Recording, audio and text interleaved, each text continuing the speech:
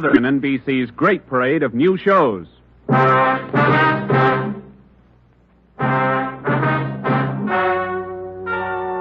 Ladies and gentlemen, the story you are about to hear is true. Only the names have been changed to protect the innocent. NBC brings you Dragnet.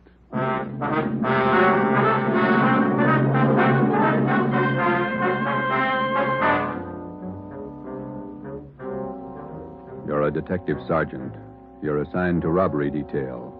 An armed gang of blitz bandits has started to work in your city. Their pace is fast, 4 and 5 robberies each night. The criminals are not amateurs. They're well armed, dangerous. Your job, get them. Dragnet, the documented drama of an actual crime, investigated and solved by the men who unrelentingly stand watch on the security of your home, your family, and your life. For the next 30 minutes, in cooperation with the Los Angeles Police Department, you will travel step by step on the side of the law through an actual case from official police files. From beginning to end, from crime to punishment, Dragnet is the story of your police force in action. It was Thursday, October 23rd. It was windy in Los Angeles. We were working the day watch out of robbery. My partner's Ben Romero. The boss is Ed Backstrand, chief of detectives. My name's Friday. I was on my way back from the statistician's office, and it was 11:42 a.m. when I got to room 27A. Robbery detail. How'd it work out, Joe? Any good prospect? Well, I don't know how good they are, but I got a handful. How many did you get? Well, let me see. 15, 18, 22. Ethel down in the stats office ran them on the IBM for me. There they are. Let's see. It's a gang of 3 men working on foot. Blitz robberies. They only take cash. M.O. is tie-ups. Work from 8 to 10 at night. One of the gang's tall, the other 2 short. And these are the men the machine sorted out. Under that heading, yeah. If our information's wrong, then so's the machine. Got a good bunch of candidates here. Descriptions match up with what we got. They seem to. Check the names on that list, Ben. Some of the smartest thieves in the country. Yeah. Tommy Willis, Ray Grappa, Kemp Satelli, Manny Roberts, George Cross, Mario Koski. Reads like June graduation at San Quentin. Yeah. George Cross and Tommy Willis are in town. We know that. And Koski, he's around a couple of weeks ago. And what about the rest? It's a big field. Have to check them out, I guess. Might as well start at the beginning. Did you go through the overnight reports yet? Yeah. No restaurants, no liquor stores. That makes 5 days the gang's laid off. Well, they can afford to, can't they? 18 robberies in 24 days, that's a pretty good haul. This stop-and-go strategy of theirs, Joe, it's got me. Yeah. They work hard for a week in one area, and then they lay low. If they just keep going, we might have a better try at them. Hey, Joe. Yeah, Chandler. Fell out here to see you, Joe. Name's Decker. Decker. Henry Decker? Didn't say. Want to see him? Yeah, send him in. Right. All right, Mr. Decker. This way. How are you, Joe? You're looking good. Oh, Hank Decker. How are you? I'm fine. Oh, what are you waiting for? Applause? Come on in and shut the door. Hank, this is my partner, Ben Romero. Ben, Hank Decker. All right, Hank. How are you, Ben? Hank and I are in service together. Yeah, I just dropped in for a visit, Joe. Are you busy? No more than usual. Sit down. Thanks. I remembered you telling me you were on the PD, so I figured I'd drop around and get an inside track. How do you mean? I just filed with Civil Service to take the exam next month. Figure I'd like to work at being a cop. He's shell-shocked, Joe. Great pep talk you boys hand out. You sure you want to be a cop? Oh, look, I'm 30 years old, Joe. I'm married, high school education, about a year at junior college. What's your wife think? She's not sold. Well, that's why I dropped in. How about coming out to the house for dinner tonight? You want me to sell her? Just talk to her. 7 okay? Yeah, 7's okay. I'm glad to have met you, Ben. Same here, Decker. See you again. Right. Bye, Joe. See you tonight, Hank. Well, what do you think, Ben? Ought to make a good cop. We had a list of 22 possible suspects. By 5 o'clock, Ben and I had checked out 2 of them who might possibly have had a hand in the blitz robberies of the 18 liquor stores and restaurants in the past 24 days. Number 1 man was Thomas Willis, Caucasian, age 29, 5 feet 11 inches, 175 pounds, dark hair, blue eyes. Number 2 man was Mario Koski, Caucasian, 5 feet 6 inches, 170 pounds, dark hair, dark eyes, large scar under his chin, running across his throat, up to and behind his left ear. According to our informants, and after questioning some of their associates, either Willis or Koski or both could have taken part in the Blitz holdups. We showed their mugs to the victims, but none of them could give us definite assurance that either Willis or Koski were in the holdup gang. At 7 that night, I went out to Hank Decker's house for supper. Met his wife, Linda, his 4-year-old twin boys. We talked about the Army, played with the kids for a while. Before we sat down to eat, we put the boys in bed. Hank was in the kitchen carving the roast.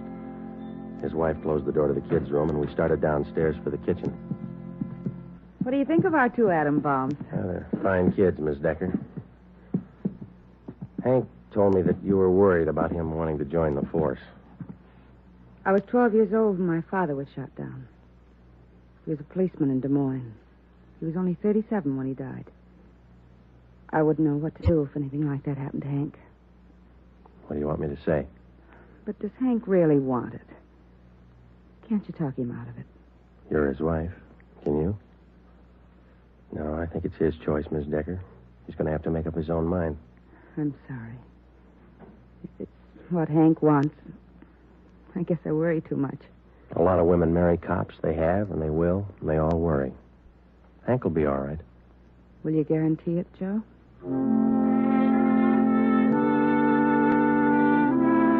During the next month, I heard from Hank Decker only once. He was studying hard. During the same month, Ben and I were working hard, trying to find some kind of a concrete lead to break the Blitz gang. There had been no subsequent holdups which seemed to tie in directly with the gang or its operations.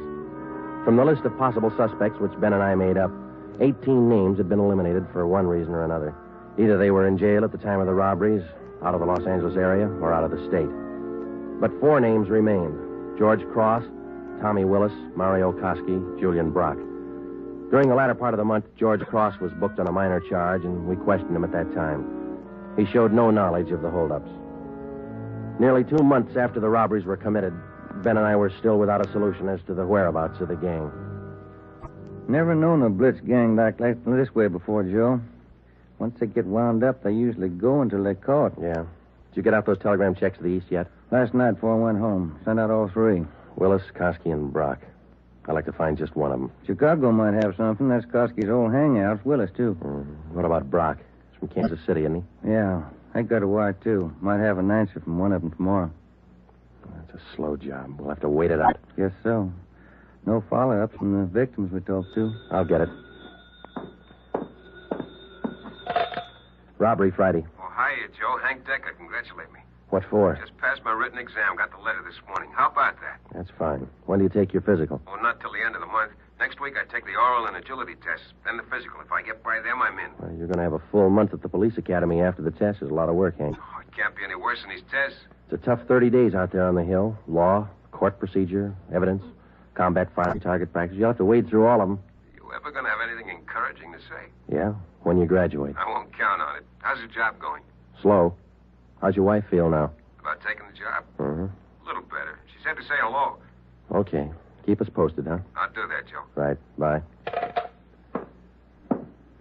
Hank passed his written test. Sure anxious.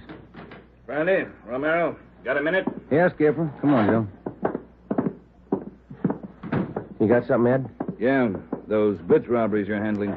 Not having much luck. We were. Gang's disappeared. Not a trace of them so far. They leave town? Well, we're not sure, Ed. We don't even have a good description. We're guessing most of the way. What are your guesses? You've had a couple of months to make them. 12 of the holdup victims we talked to told us definitely that there were 3 men in the gang, 2 of them short, 1 of them tall. We've just been working from there. All 3 of them have dark complexions. Started with 22 possibilities and got it weeded down to 4. No, wait a minute, 3. Yeah.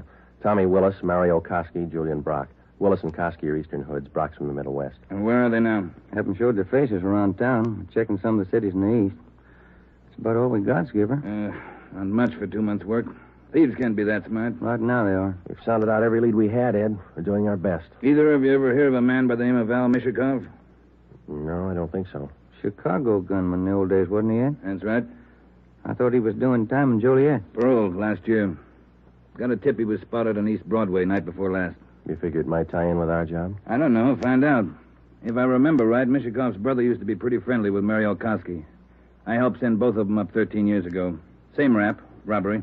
Was that all you heard, Ed? Somebody spotted Mishikov? That's all. If you can track him down, you might get some kind of a lead. That's more than you got now.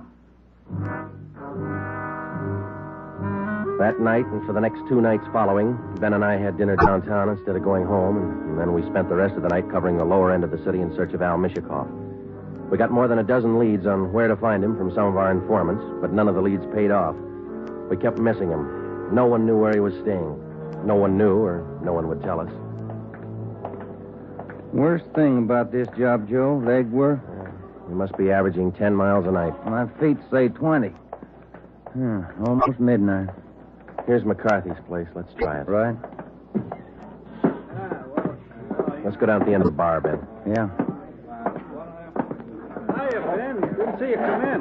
What's new? Oh, not much, Bert. Meet my partner, Joe Friday. Hiya, Friday. What do you fellas have? Looking for a guy, Bert. His name's Al Mishikoff, Chicago. You heard anything? He was in here earlier tonight. A couple of guys with him. Are you sure? What do you look like? 6 feet, about 45, I guess. Big build. Sounds like him, all right, Joe. Is he staying in the neighborhood, Bert? Down here, I don't think so. Most of those big-timers stay uptown someplace.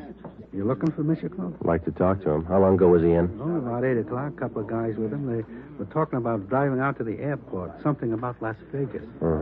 There's an 840 plane for Vegas, isn't there, Ben? I think so. 840, 850. I can't recall which. Bert, do you remember the exact time they left? Exactly. No. Say, there's one of the fellas that was with Mishikoff down there in the middle of the bar. Which one, Bert? There. One with a sandy hair, big chin. See him? Yeah. Want to talk, Joe? Come on. And Judge, you know what he said? He said when he was in Vegas last week. Pardon me. Killing, yeah, that's where. Pardon me. I'd like to talk to you a minute. Yeah, who are you? Police, Sergeant Friday. Oh, have a drink, Sergeant. No, thanks. I said I wanted to talk to you. Square John, huh? Wait a minute, George. Square John wants to talk to me. Come on outside. We can talk better out there. I ain't done nothing. What's the pitch? I got a right to know. Let's go. Outside. Maybe I don't want to go outside. I think you better. Come on. All right. Quit shoving, you dumb cop, shoving people around. What are you trying to do anyhow? Every sausage. All right, down this way. Car's parked up the next alley, Joe. Hey, look, what's this all about, huh? I got a right to know. You were seen with Al Mishikoff tonight. Where is he? Who? Al Mishikoff. You want us to spell it? I don't think you can spell your own name. Nobody's asking you to play smart. Where's Mishikoff? Out of town. What do you care? Here's the car. All right, inside, you. Now, look, you got me wrong. I ain't done nothing. Where's Mishikoff? You and some other guy drove to the airport with him tonight. Let's have it. I'm clear, I tell you. I just drove out with him, that's all. Where'd Mishikoff go? Vegas. Took the plane for Vegas. When? About 8:30, 8:45. What's up, anyway? Who's the guy traveling with Mishikoff? Nobody. Who's the guy traveling with Mishikoff? Koski. I just met him tonight. Mario Koski, is that the guy? Yeah, I'm leveling. I ain't done nothing. Ben, get to a phone, call the office, contact Las Vegas police. Ask them to pick up Koski and Mishikoff. When we got back to the office, we questioned the man we had picked up for almost 2 hours. His name was John Delmar, an ex-convict. He'd been paroled from Folsom Prison 2 months before after serving 3.5 years for burglary. He said Mishikoff was looking for a man to work with him and Koski. He didn't specify the work. Delmar said he refused the offer, but they parted on friendly terms. He said Koski and Mishikoff told him that they were going to Las Vegas for a few days, then return to Los Angeles. But when Ben and I checked back with the Las Vegas police the next morning, they reported that nobody answering the description of either Koski or Mishikoff was seen arriving or leaving the airport. We checked with the airlines and sent inquiries to law enforcement agencies throughout the entire area. No sign. 3 weeks went by. Still no sign. Nothing in the overnights, Joe. No, not a thing. Oh, yeah, same here. Reno, Sacramento, San Francisco. Nobody's seen them. Ain't got to come out sometime. We can wait. Yeah, we can wait. Gets on your nerves. Let's check with Backstrand. Maybe he's got a job for us in the meantime. You getting as eager as your friend Hank Decker, Joe. Incidentally, how'd things turn out for him? He passed all his exams, putting in his month's training at the academy now. He should do all right. Hiya. Hi, Mike. Skipper busy? Not in his office. Won't be in till afternoon. What's the matter? He's got a lecture at the police academy this morning. Thanks, Mike. Come on, Ben. Ben and I drove out to the police academy near Elysian Park. We went out to check with Ed Backstrand on the Blitz robberies, not to listen to his lecture. When we walked into the classroom, he was just finishing up, so we sat in the back of the room and listened. It was a pretty good speech. Because of the alertness of the arresting officer, his talent for memorizing detail, and his knowledge of how a criminal acts under a given set of circumstances, the arrest was made. Well, that's about it, gentlemen. Thank you for your attention. Now, when I ran this speech over at home, my wife said it wasn't a very good talk, but at least it came out on time. Now it seems I'm 2 minutes short, so I guess I failed on both counts. If I may, I'd like to use the few minutes that are left to tell you what I think of being a cop after 24 years. For one reason or other, you men have chosen the career of a police officer. Well, let me tell you right now, without any qualifications, it's a thankless job. Maybe you can't see it now. Maybe you think I'm exaggerating. But when you graduate next week and get that uniform on, your whole lives are going to change. You're going to lose friends, a lot of them. They'll want parking tickets fixed, some other favors. You'll have to turn them down, so you'll be a heel, a fathead. When you're on the beach, you're going to meet the cream of society and the scum, the lowest. Sometimes you won't be able to tell the difference.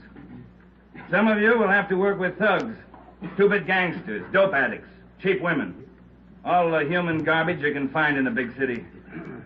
You'll come home at night and take a shower to wash off the dirt, but you still won't feel clean. That's the job. When you buy a box of candy and bring it home for your anniversary, the neighbors will say you chiseled it. When you save up a few dollars and buy a new car or some furniture for the house, it's graft. People are going to want favors. They'll offer you things, a free beer or a new dress for your wife. If you take it, you're a chiseler. If you don't, you're a tough cop.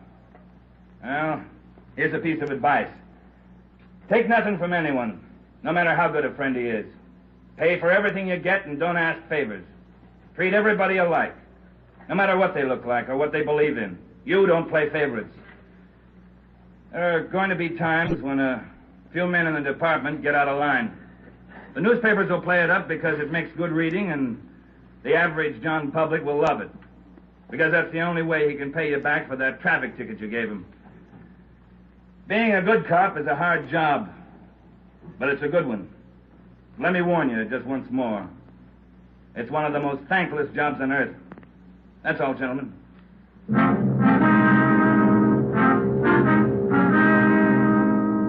The following week, Hank Decker graduated from the police academy and hit the transfer list for a regular assignment. He drew a job of teaching combat firing and boxing at the academy. He didn't like it, so he put in a request for a transfer and waited. For the next 6 weeks, Ben and I waited, too, for some sign of the Blitz bandits. There wasn't any. The only possible suspects, Mario Koski and Al Mishikoff, had disappeared completely. We kept a close check on every possible avenue of information. Still, no sign. Ben and I were transferred to the night watch on robbery for a few weeks, and that gave Hank Decker a chance to drop in and visit with us a couple of hours when he went off duty at the academy. He was still as eager as ever. Hi, Ben. Joe, anything new? Hi, Hank. Nothing here. What about the academy? Oh, big news. What's up? Getting a transfer starting next Monday. Going to start on a beat. Thought you were all tied up with that boys' club you started out there. Oh, I was, but Hanson's going to take over when I leave. The kids sure love it. Free swimming in the pool, boxing lessons. We teach them everything. Where's your beat going to be, huh? Central, right in the downtown district. Might learn something, huh? You'll learn a lot if you want to forget most of it. Look, it's 7:15. Don't you ever go home for dinner, Hank? Oh, getting the wife used to it. This new shift's going to be night work, you know. Wait till you're on it for a year, and then you tell us how you like it. A year? I want to be in the detective bureau after a year. Well, you're not even going to last a year if you don't get home to dinner. Your wife's called twice this week already. She calls me. Okay, when did she call tonight? She hasn't yet. Oh, I guess I better head her off. Let me know if anything breaks, huh, Joe? I'd like to tag along. Okay, Hank. Well, on your way. Okay, good night. So long. Good night. Yeah. How eager can you get? Were we like that when we started? Not me. I never had that much energy at one time my whole life. Hot shot, Joe. I'll get it.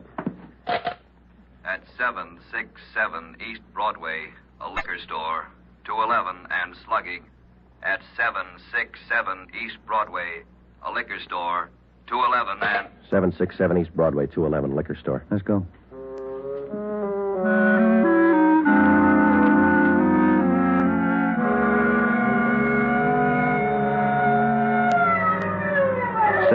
East Broadway, King's Liquor Store.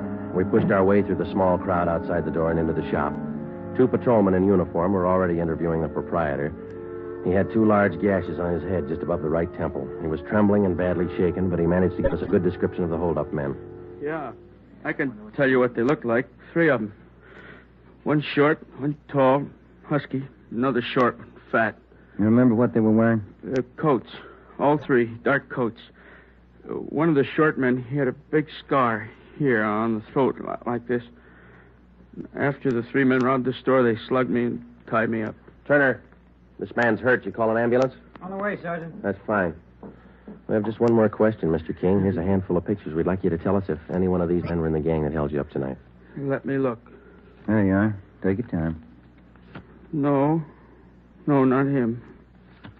No. No.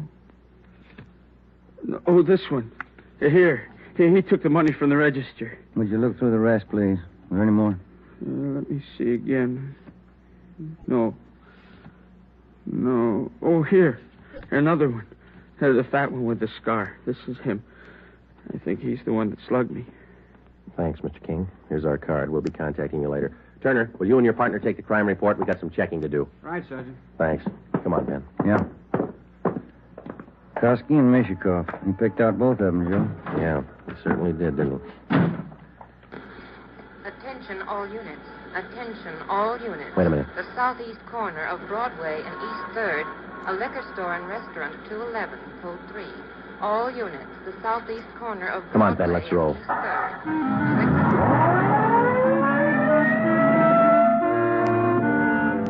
When we got to the liquor store and restaurant at Broadway and East 3rd, Ben and I knew for certain that Koski and Mishikov were back in the city and working hard. Their M.O. matched down to almost the smallest detail. We put a call through to communications, and the entire Central Division was alerted. Then we called Chief Backstrand and told him the news. He assigned a special detail from the Metropolitan Unit to patrol the area until further notice. But at 9:23 p.m., before they pulled out of the police garage, the Blitz bandits added 2 more liquor stores and 1 more restaurant to their list of victims. Early the next morning, Ben and I met with Chief Backstrand in his office. You got a make on that 3rd man yet? We ran his description through R&I early this morning, Ed. Closest candidate's a guy by the name of Julian Brock. Done time here in New York. Any tie-up with Koski or Mishikov? Mama sheet says he knows Koski pretty well. And that's good enough. Now, how do you think you're going to get these thieves? We've got the alert out, Chief. Special detail from Metropolitan Division's been briefed. Communications all set. All right, here's a tip for you. Tell the men if there's a hold-up call that only the car in the area of the hold-up will handle it. These thieves are no amateurs. They may try some decoy trick. Tell the men to stay in the area they're assigned to until they receive a call. Check? We'll take care of it, Ed. You going to be on hand tonight? And when do you figure on starting? We'll have the full detail out by 6:30. Play it safe and start at 4. Why chance missing them?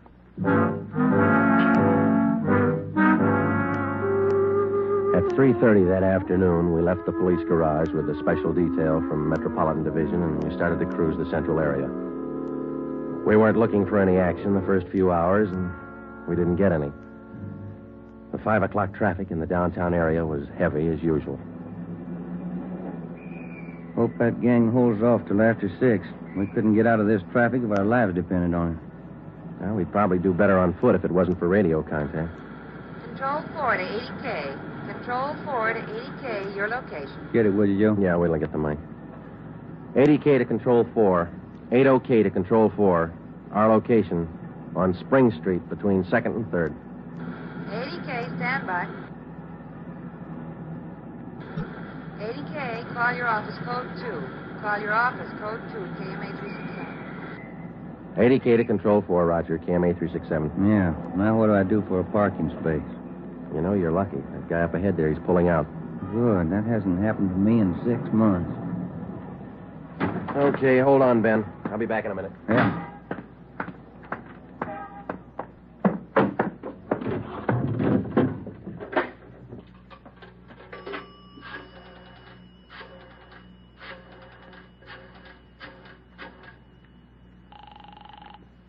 City Hall. 2511. 2511.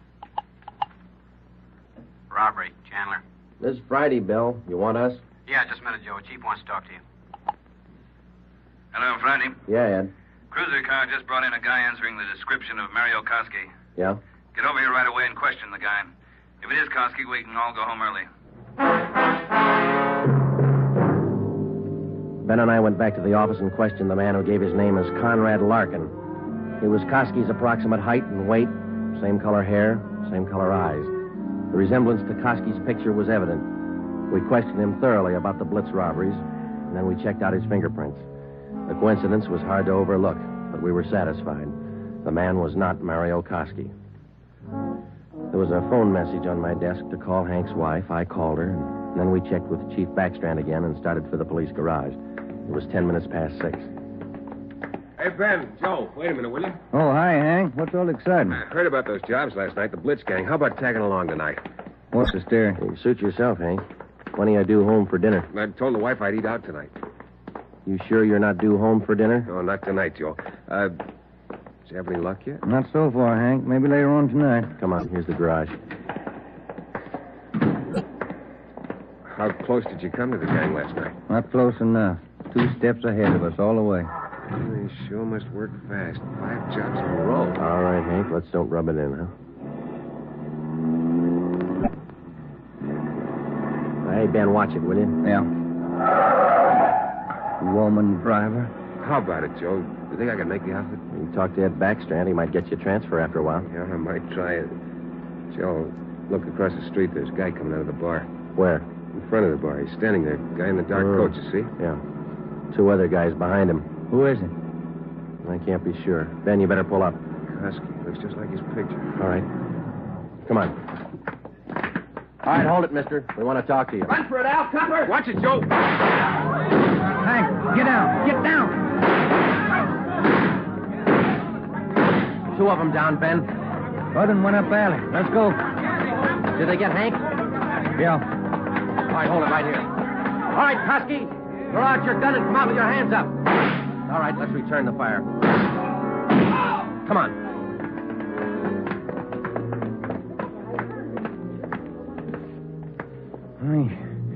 He had his chance. Yeah. Grab his gun. Let's get back to Hank. Did you get the guns from the other 2? Yeah, they're dead. Hank got them both. All right, one side, please. Officer, did you call an ambulance? Yeah, they're on their way. Come on, Ben. One side, please. Will you let us through? Hank, how you doing? Not so good, Joe. Ben, will you get the crowd black? Give him some air. Would you just move back? Joe, All right, easy, Hank. They'll be here in a minute. Hank? Hank? How's it going, Joe? Gone? Yeah. Come on.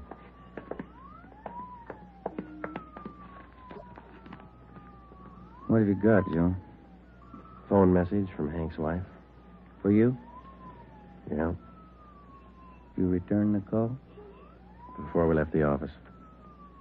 What was it? She wanted me to remind Hank. He was due home for dinner at 7 o'clock.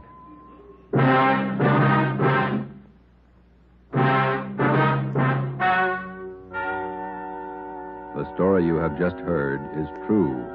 Only the names were changed to protect the innocent.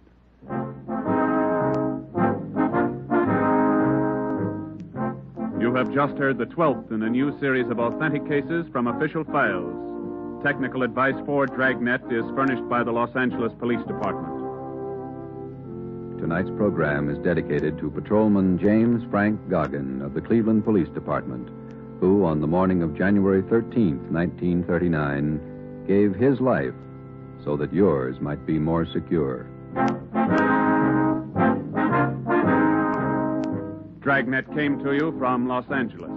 If you enjoyed tonight's production of Dragnet, you'll want to listen to Richard Diamond, private detective, as played by the screen's romantic tough guy, Dick Powell, heard Saturday on most of these NBC stations. This is NBC, the national broadcasting company.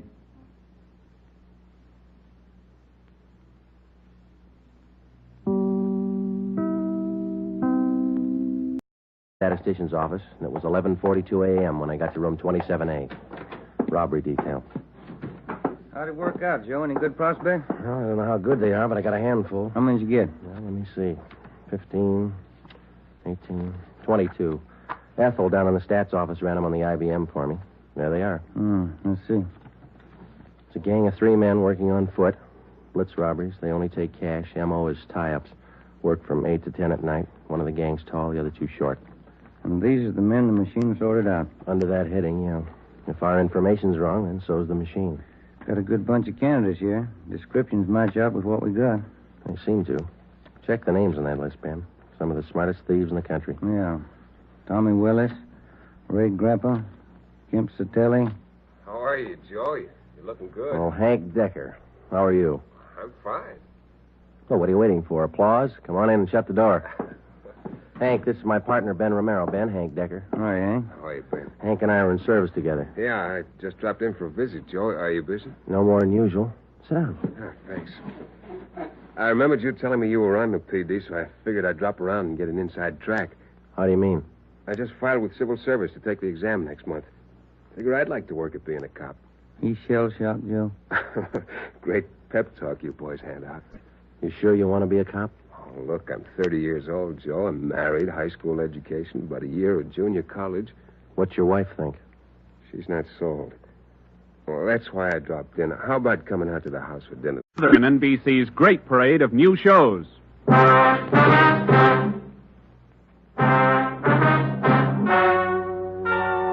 Ladies and gentlemen, the story you are about to hear is true. Only the names have been changed to protect the innocent.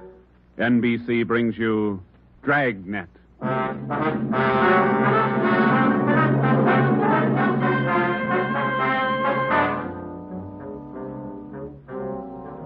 You're a detective sergeant. You're assigned to robbery detail. An armed gang of blitz bandits has started to work in your city. Their pace is fast, 4 and 5 robberies each night. The criminals are not amateurs. They're well armed, dangerous. Your job? Manny Roberts, George Cross, Mario Koski. Reads like June graduation at San Quentin. Yeah. George Cross and Tommy Willis are in town. We know that. And Koski, he's around a couple of weeks ago. And what about the rest? It's a big field. Have to check them out, I guess. Might as well start at the beginning. Did you go through the overnight reports yet? Yeah. No restaurants, no liquor stores. That makes 5 days the gang's laid off. Well, they can afford to, can't they? 18 robberies in 24 days, that's a pretty good haul. This stop-and-go strategy of theirs, Joe, it's got me. Yeah. They work hard for a week in one area, and then they lay low. If they just keep going, we might have a better try at them. Hey, Joe. Yeah, Chandler. Fell out here to see you, Joe. Name's Decker. Decker. Henry Decker? Didn't say. Want to see him? Yeah, send him in. Right. All right, Mr. Decker. This way. Get them. Dragnet, the documented drama of an actual crime, investigated and solved by the men who unrelentingly stand watch on the security of your home, your family, and your life. For the next 30 minutes, in cooperation with the Los Angeles Police Department, you will travel step by step on the side of the law through an actual case from official police files. From beginning to end, from crime to punishment, Dragnet is the story of your police force in action. It was Thursday, October 23rd. It was windy in Los Angeles. We were working a day watch out of robbery. My partner's Ben Romero. The boss is Ed Backstrand, chief of detectives. My name's Friday. I was on my way back from the station.